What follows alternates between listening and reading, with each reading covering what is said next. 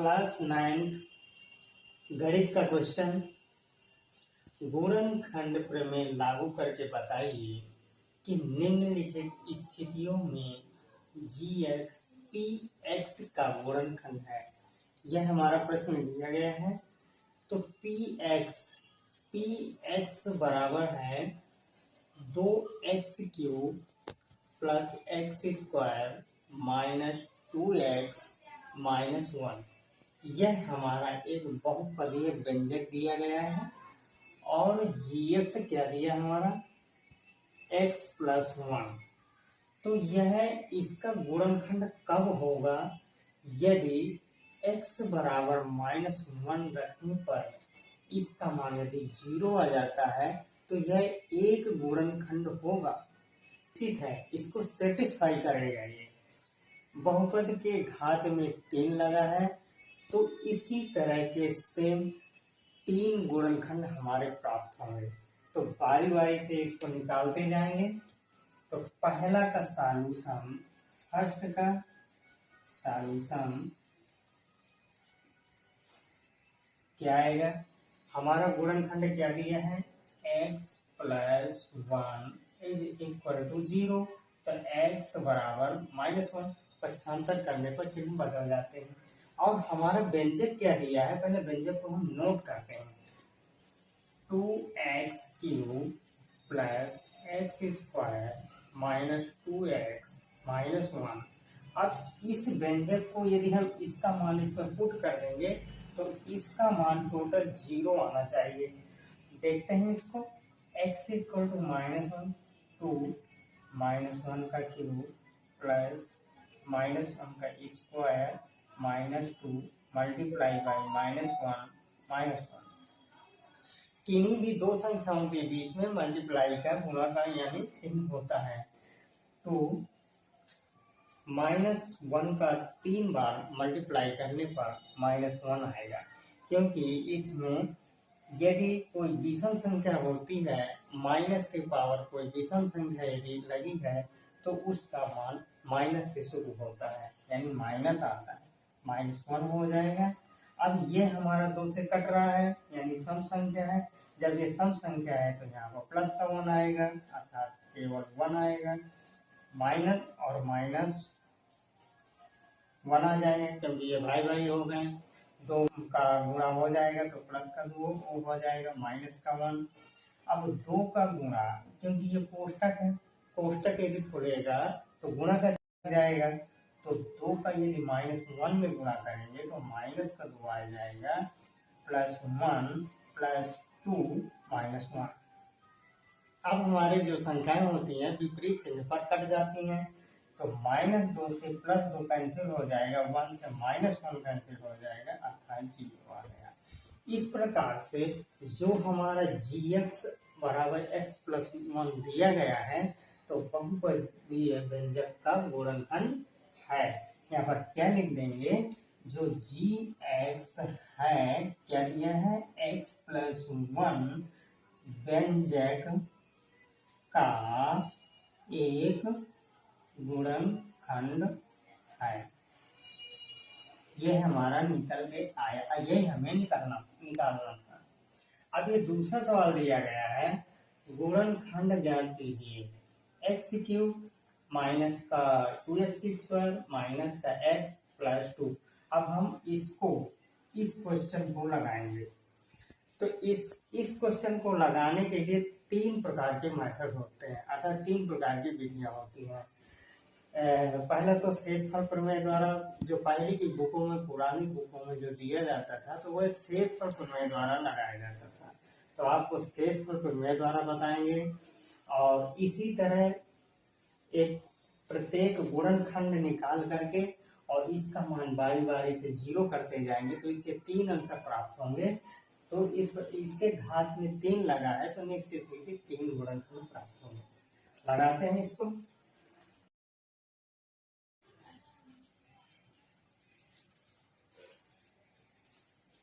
Number दूसरे question, इसमें दिया गया है x³ माइनस 2x² माइनस का x प्लस 2।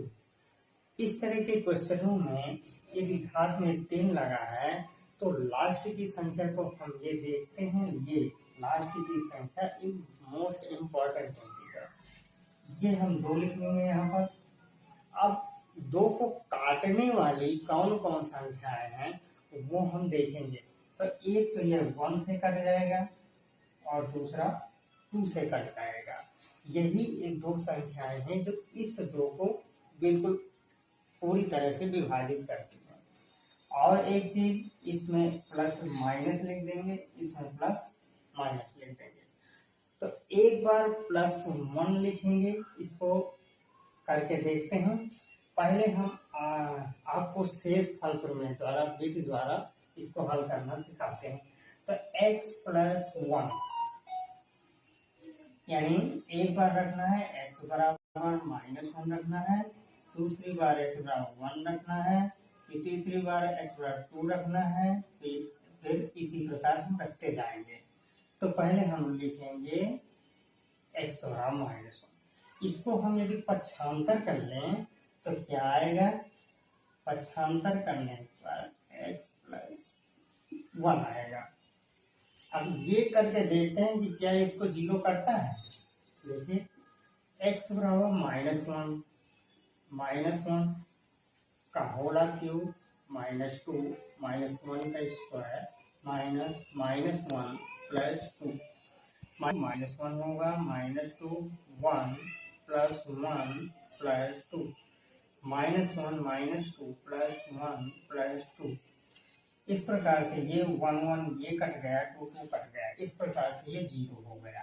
इसका मतलब ये निकल के आया कि x+1 इस व्यंजक का एक गुणनखंड जरूर होगा, यानी आंसर में x+1 जरूर आएगा।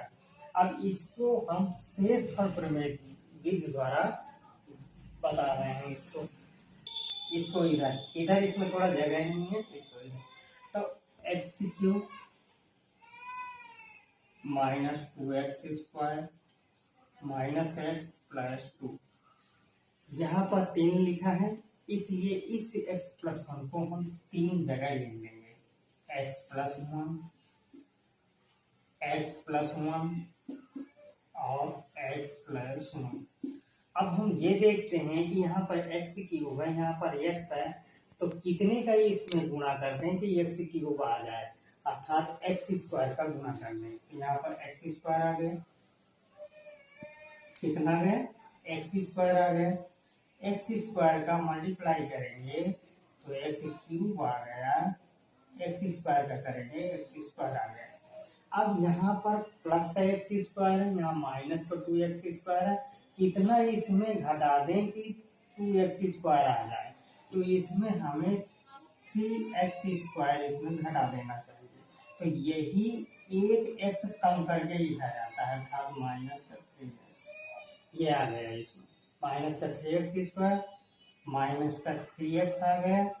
अब ये देखेंगे कि ये -3x है, यहाँ -x है, कितना इसमें और जोड़ दें यानी घटा दें कि 2 आ जाए, तो +2 कर देंगे, ये आ गया। इसको हम ब्रैकेट में ऐसे बंद कर। अब ये जो x+1 आया है, 3 बार आया है, इसको एक बार लिख लेंगे, और ये जो बाहरी वाली संख्या है, जो ये शब्द है, इसको ऐसे x² -3x+2 कर देंगे। अब ये गुणनखंड के द्वारा इसको हल कर देंगे। देखते हैं इसको, x+1 2 का इसमें गुणा कर देंगे तो 2 आना चाहिए, और जोड़ने पर 3 आना चाहिए। तो x² -2 + 1 x+2, इसको हल कर लेंगे तो इसमें आंसर आ जाएगा। तो x² -2x -x+2, x की जो कॉमन, तो x -2 -1 x -2 एक ब्रैकेट में रख देंगे, और x-1 दूसरे ब्रैकेट में रख देंगे, और x+1 ये उसी तरह उतरता चलाएगा। इस प्रकार से इस त्रिघातीय व्यंजक का ये अंश